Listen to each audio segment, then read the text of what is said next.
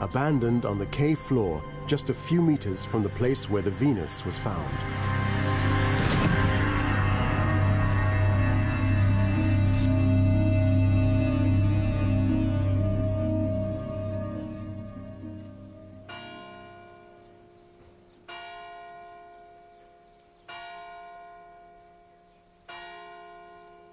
At their site office, the archaeologists analyze the large collection of animal bones from the cave. They hope that these bones will tell them something about what went on there. Looking closely at them, they see minute cut marks, the telltale traces of defleshing.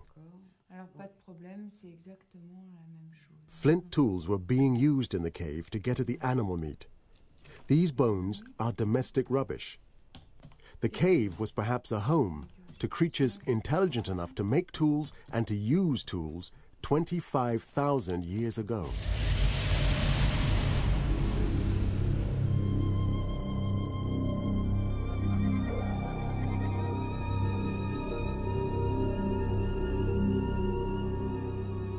The bits of bone and the bits of stone that archaeologists excavate are not important in and of themselves. Archaeologists look at the relationship between these objects, look at the patterns that we see in them, and then create some significance to these things. And it's by looking at those patterns, looking at those relationships, that we can start asking questions about the people who made them. Not only asking questions about the people who made them, but also about ourselves in relationship to these people. And we can start thinking about, were those people like us in any way?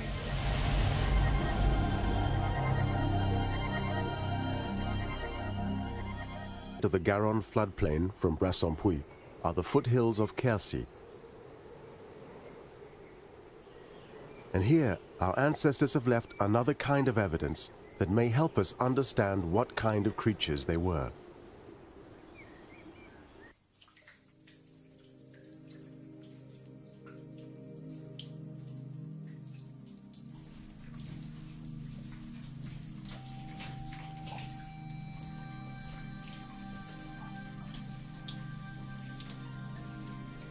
Once again, in caves, there are traces of their physical presence.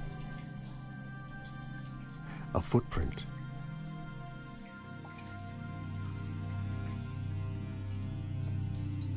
And something else, markings on the rock. Drawings. They're the same age as the bones the archaeologists have discovered. It looks as if the painters drew the animals they saw around them. Strangely, the archaeologists have found nothing to suggest that people ever lived here.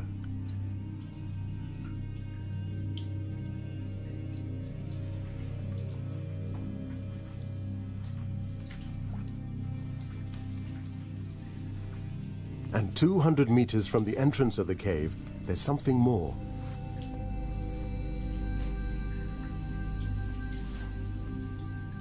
A pair of horses, covered with a halo of red and black dots, and adorned with the painter's handprints.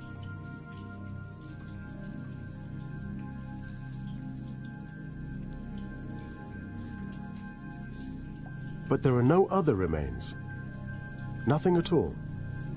It seems they came, painted the horses, and left.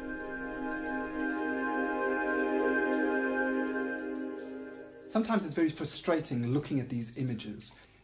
It's like a story with illustrations. We don't have that story from the ancient minds that made these paintings. We have to think of some other way of trying to understand what that story is, what it is that those ancient people were trying to portray in those images that they painted on the walls of the caves. If we could make sense of these images, for the first time we might understand how the minds of our ancestors worked, if they were at all like us. But until now, the archaeologists have failed. The meaning of the images remains a mystery.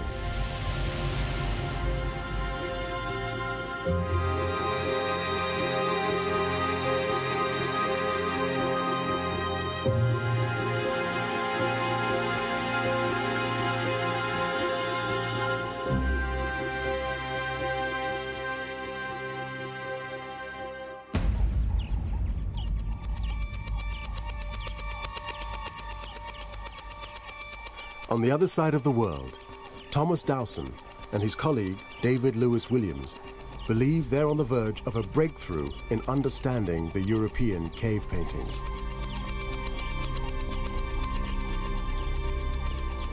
It's based on discoveries made high in the cliffs of the great South African escarpment.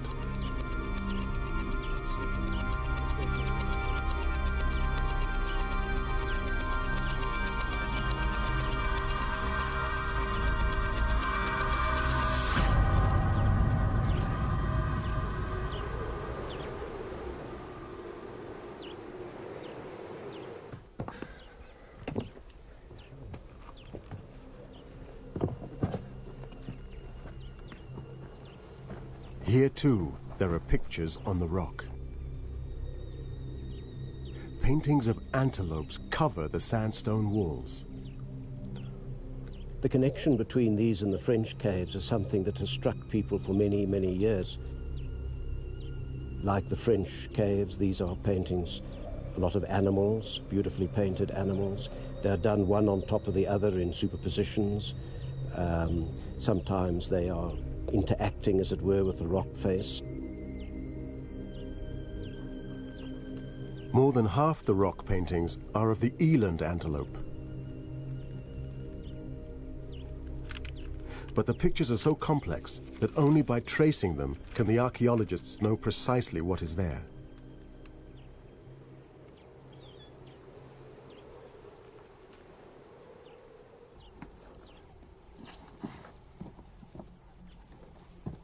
Further up the cliff face is an extraordinary painting of an eland together with some human figures. Here, the painter has captured an instant of time with uncanny accuracy, the moment of the eland's death. When an eland dies, it staggers on its front legs, its weight pushes down the front legs, its head comes down, the neck comes down like this, and its head swings uncontrollably like that as it loses control of its muscles. And here you can see the eland is looking directly at us with its hollow eyes. The artist's observations are precise. Here the eland's legs are shown crossed in death.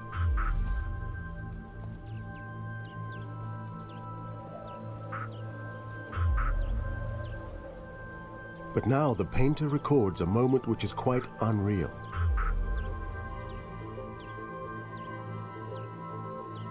One of the figures is holding on to the animal's tail. His face is completely unhuman. Like the eland, his legs are crossed. He even has eland hooves. It's almost as if the human figures in the painting are imitating the dying eland.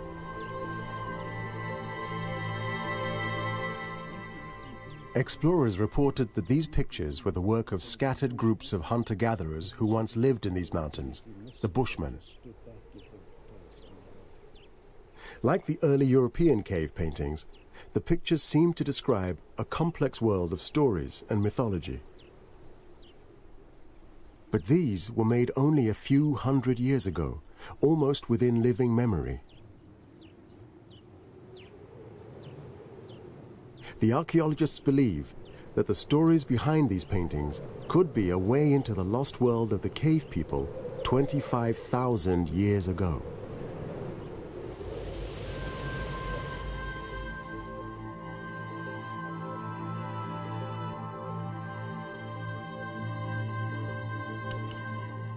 I'm going to help you to go into an even deeper state of hypnosis.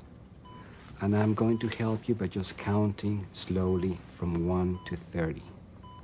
0 represents being wide awake. 1 to 10 represents feeling slightly different than normal. Dr. Cardenia's investigation into the human mind involves 28 specially selected volunteers with a very rare talent. Like Janet Crossley, all are gifted at self-hypnosis. And from 41 onwards, very deep hypnosis, open-ended. You can go as deep into hypnosis as you want. So very slowly now, it's 1, 2, 2. But this is an unusual kind of hypnosis. Cardenio will be making no suggestions to Janet. 4. Instead, the aim is to shut down her awareness of the modern world around her, leaving her mind free to function on its own.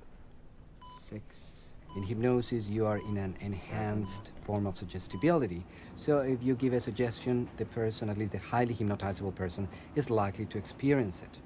So the question is, if you minimize the suggestions or eliminate them, is there something that very highly hypnotizable people may experience when they say that they are in a state of hypnosis? After 20 minutes, Janet begins to have experiences which have nothing to do with the real world. She's in a state of altered consciousness. There was a pulsating white light, but it's becoming more colorful. Dr. Cardenio believes that this may be what he's looking for. Mental events which derive solely from the workings of the human mind, not from experiences of the modern world. State? 40. Okay. Oh, it's like a tunnel of colors, and it feels like I'm going up through a tunnel of colors.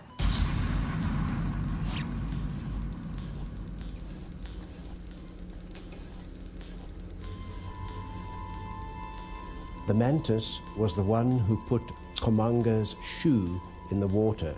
In an archive in Cape Town, there's a collection of Bushman stories. Then the mantis made an eland with Komanga's shoe.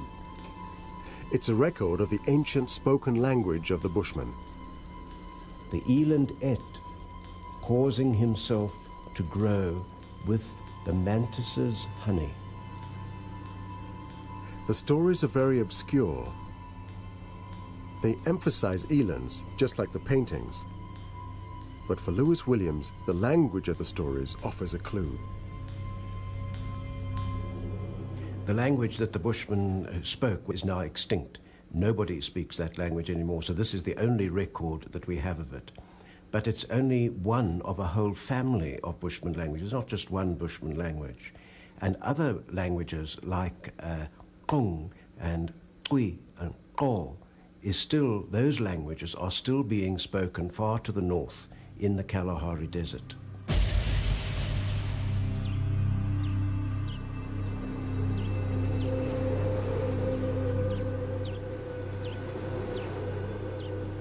Until recently, the Kalahari Desert was inhabited only by small bands of nomadic hunters.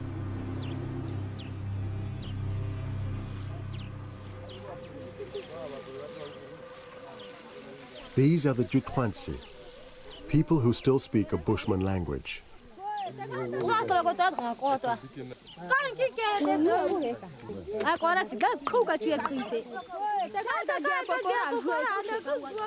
They no longer live by hunting in the old way, but their beliefs are still traditional.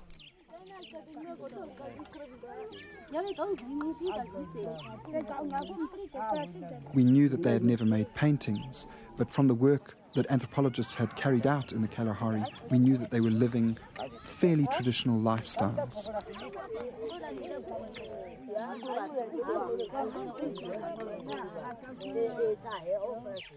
The Jutwansi live hundreds of miles from the Drakensberg rock shelters, but Dowson has brought tracings of the paintings to show them.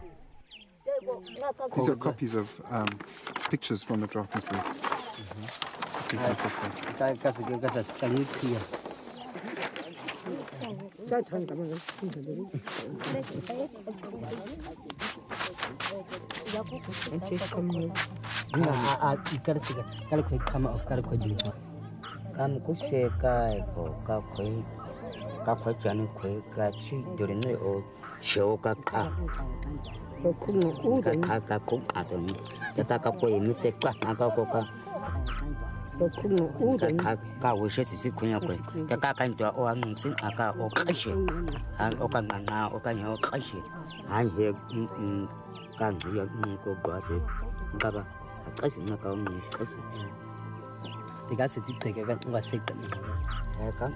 For the Jutwansi, the eland has sacred power, which people at Kunta can share.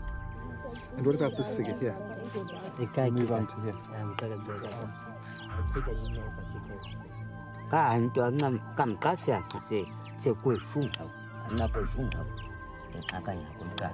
But it seems the women and then the men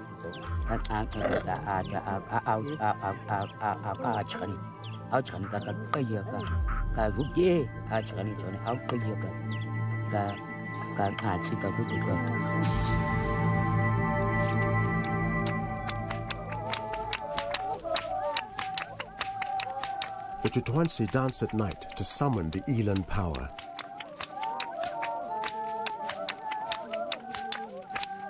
The Eland dance lasts for several hours. As it continues, something strange happens to Kunta. The noise and the rhythm begin to shut out reality and send him into a trance, into a state of altered consciousness. In their trance, dancers see the spirit of the Eland as visions in the darkness and believe they take on its power.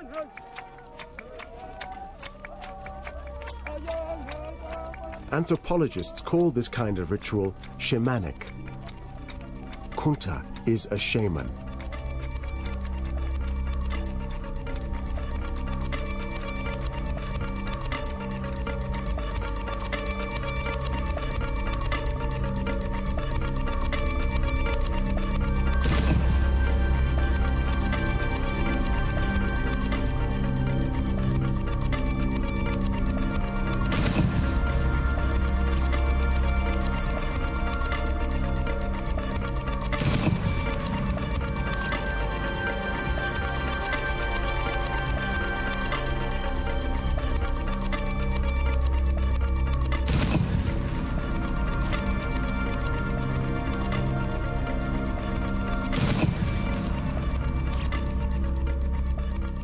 What we've been seeing here is a classic shamanistic trance ritual, and this relates to very similar experiences that people have all over the world. And this is because the kinds of experiences that shamans have in an altered state of consciousness are the same. The way in which they talk about them is often very similar as well. People talk about traveling underground, going through a tunnel, dying and coming alive again. They talk about flying, a sense of weightlessness, floating above everybody around them. They also use animal spirit helpers in order to go on these journeys to the spirit world.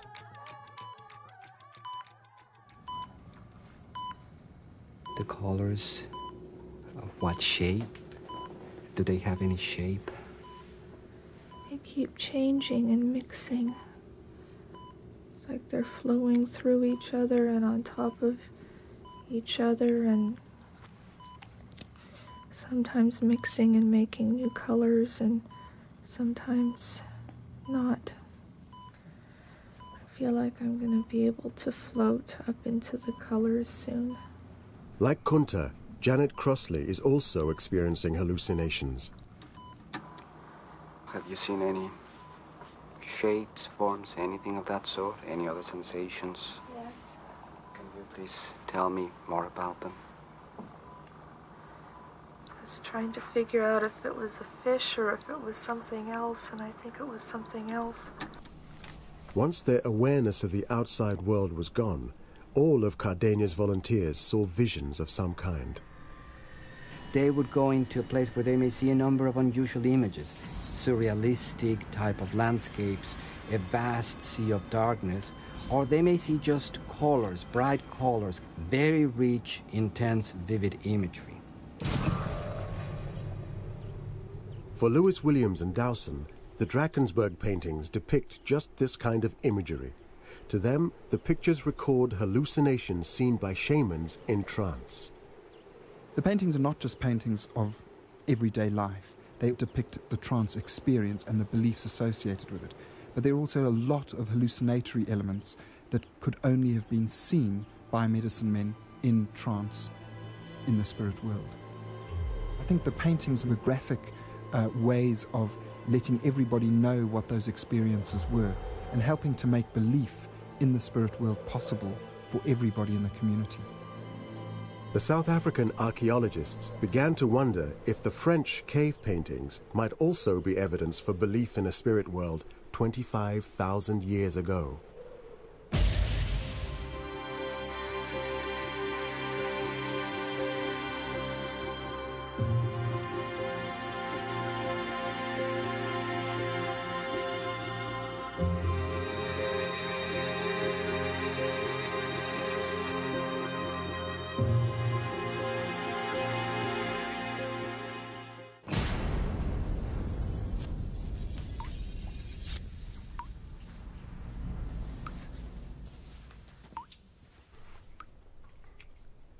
In France, the cave at Peshmerl has begun to reveal its secrets. Detailed work by the French archaeologists has identified the unusual technique the cave painters used to get their characteristic airbrushed effect.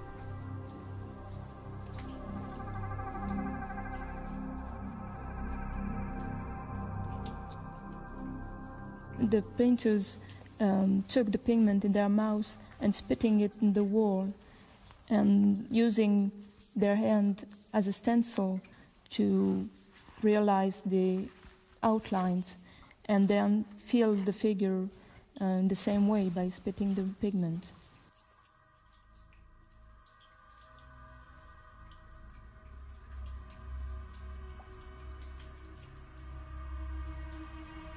And the French archaeologists have noticed a strange thing about the paintings in Peshmerl. The animals are often painted right on top of one another, with no reference to what was there before, just like the South African pictures.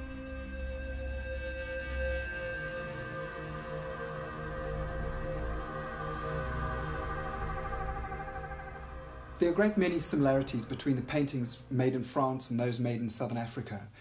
Looking at those similarities, you start thinking there must be something similar about the processes that produced these images in the first place.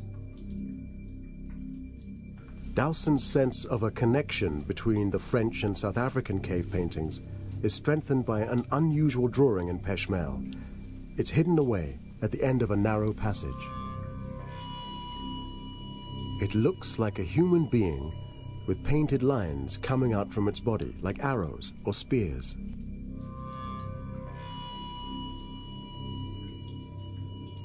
Worn by time, the drawing has been called the Wounded Man. Archaeologists have always found it puzzling. The drawings of men, of human beings, are very rare, and usually it is in hidden place.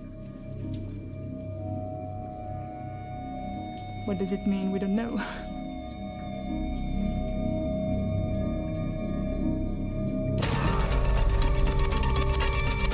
The meaning of the Wounded Man could be explained by the trance dance of the Tutwansi.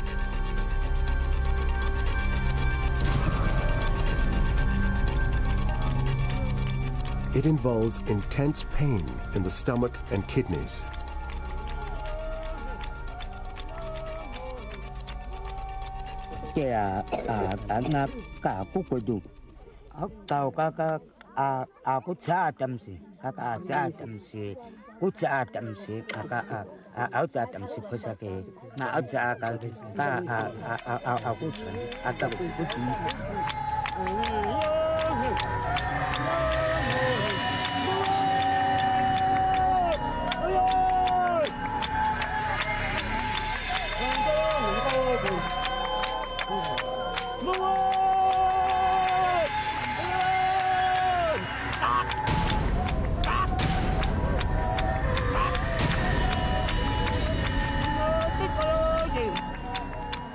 Kunta's pain seems to match the picture of the wounded man.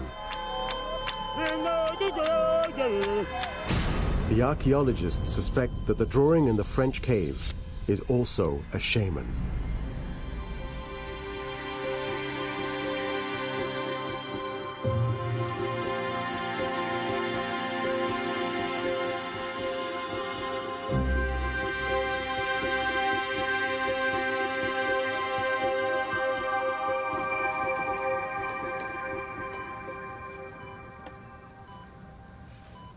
They're more spectacular.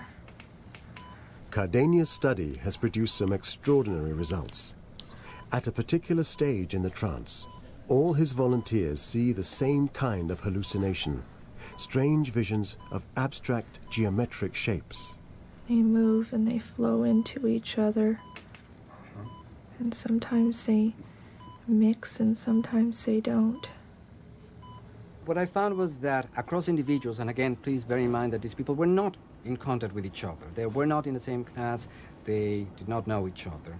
I found out that there seemed to be more or less a general pattern. When people are experiencing unusual, altered states of consciousness, they see some geometric patterns. There are about 4 or 5 constants. A number of them have to do with grids, just geometric figures that have to do with grids, spirals, funnels, tunnels, figures of that sort.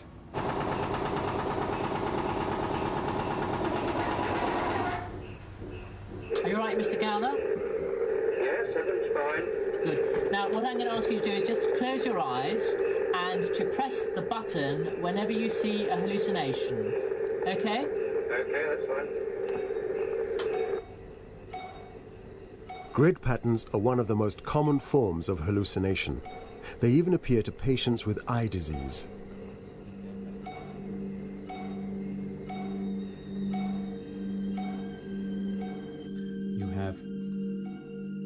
Edmund Gowler sees these grids spontaneously in areas where his vision is blank. Doctors believe it's because the brain is starved of information from damaged parts of the retina, just as it is starved of visual information in a trance. And then you'll have another series of straight lines like that, which have got lines across them to give you a grid pattern. What we think is happening is it's something to do with the way the brain is wired up, something to do with the architecture of the visual brain. And really, to develop that theme further, we have to look at the brain as it's working. We have to capture a hallucination in a brain scanner, see which parts of the brain are actually lighting up during a hallucination.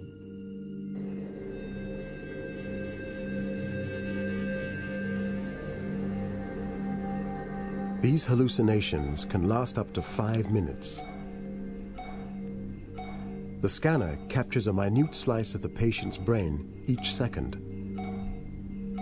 The scientists are able to see which parts of the brain are active at any given moment.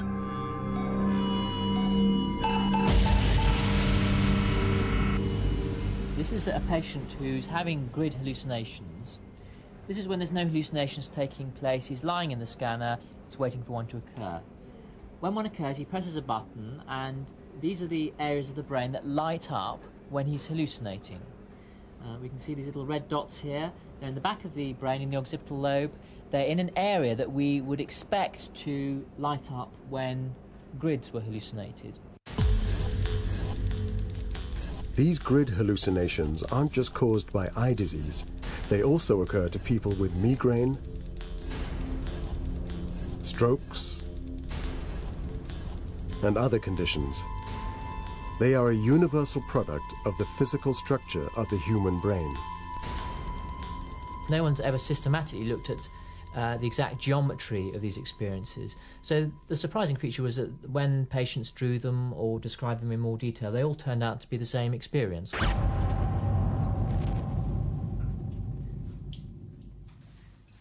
Deep in the prehistoric caves, the archaeologists have found more than just animal paintings.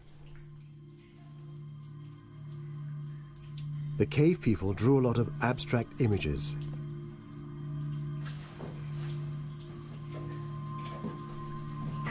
Some are geometric rows of colored dots. And many of the others are grid patterns, very like the ones observed in the brain scanner. No one has really studied these abstract markings until recently. But now their significance is becoming clear.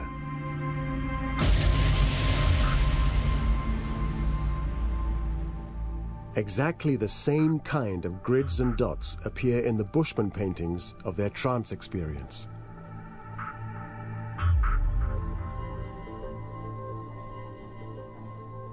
Once we found out about the research on altered states of consciousness and the way in which people see hallucinations, we saw those kinds of images in the rock art of southern Africa. We then started comparing that with the images that we found in the French caves. And one of the most striking comparisons we can make is this image here, where you've got dots superimposed on an eland's body. There is also a grid painted into the eland's body, very, very similar to this horse that we find in Peshmel in the French caves, where the dots literally cover the body and go beyond the body of the horses.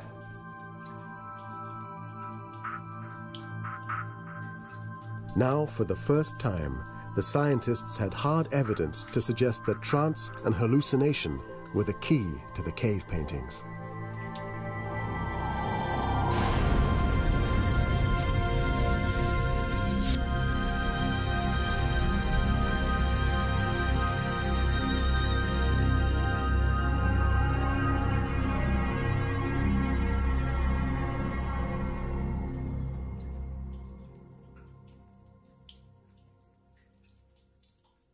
In many of the French caves, the archaeologists have noticed a strange relationship between the pictures and the rock itself. What is fascinating, it's the way they use the rock. Sometimes the whole body of the animal is contained in the shape of the rock. And it's just like they have been inspired by the detail, the shape. They just pass through and see, well, this is a mammoth, this is a horse. We found this everywhere. In looking at the Southern African rock art, for a long time we thought that they were just painting images on the rocks. But we then started realizing that they used specific natural features to enhance the image in some way. Some images come out of cracks in the rock. In this instance, it's not so much a crack as a line which they've drawn on the rock, and then they have a human leg with a knee and a calf and a hoof at the end coming out of this line in the rock.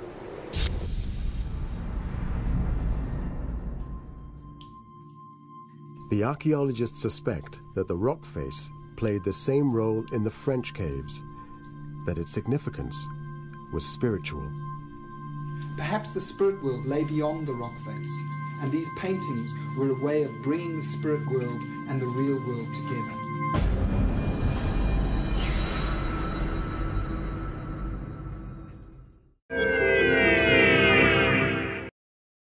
Radio control. After years of studying the South African art, Dowson and Lewis Williams believe that at Peshmel 2, the rock wall was a sacred place.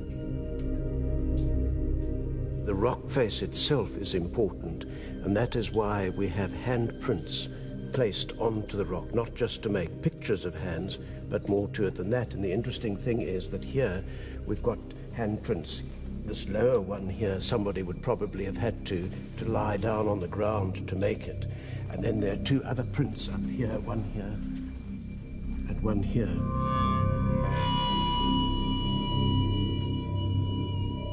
And the important thing is the way in which these handprints were made, because when they placed the hand there and they blew the paint over the hand was then behind the paint. So people saw the black, and it's only when they took the hand away that you saw the print. But the ritual of making it was that the hand goes behind the paint, and hence the hand reaches through into the spirit world. The rock, as it were, disappears. The membrane's gone, and we've made contact with the spirit world.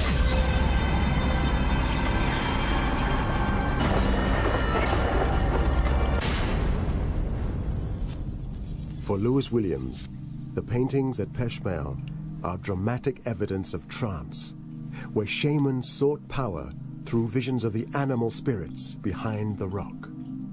I think they're looking for animals, both with their eyes and with their hands. So the vision comes, and then they paint the vision on the rock, but the rock suggests the vision in a way, and they're seeking it. So there's a constant interaction going on between the person and the rock, which is a membrane between this world and the spirit world. So it's an interaction of two realms.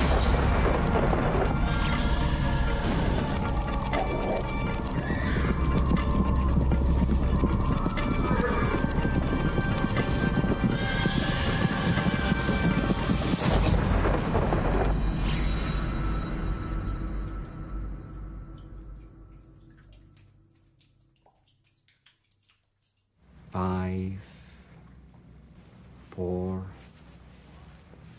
3, 2, 2, not quite yet, but you will be fully alert. And 1, you can open your eyes, fully alert. How are you? Fine. What can you tell me about your experience now? Just general impression? It's wonderful. A feature of altered consciousness is the euphoria that many people experience afterwards. People talk about heaven, and I think that's what it's like. How real did the experience feel? It was real. Yeah, perfectly real. Do you sense that this has any kind of aspects to it? Is it helpful to you, perhaps to other people? I know it's helpful to me.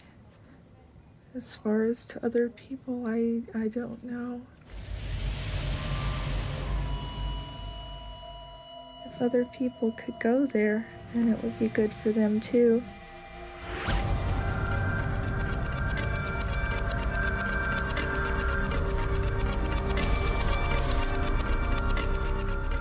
To the Jutwansi, the trances have a practical purpose.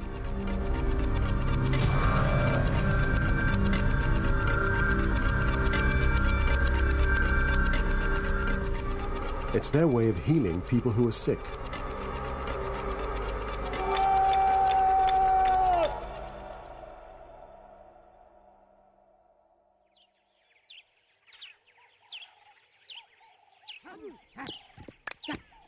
But whatever it does for their health, it makes them feel good. The need to make sense of what the brain makes us feel is a universal quality. It's a function of our modern human mind. It's experienced in societies all over the world. Given that these are very different cultures, geographically distant, what we're having is not some kind of cultural diffusion. What we're having is people who are talented at getting into their own experience and being able to come back to us and report about those voyages, that those people were in South Africa, they were in France, and they were in a hypnosis lab in the US and anywhere else. I think this is a very important point, because then it tells us there is something essentially human about these experiences.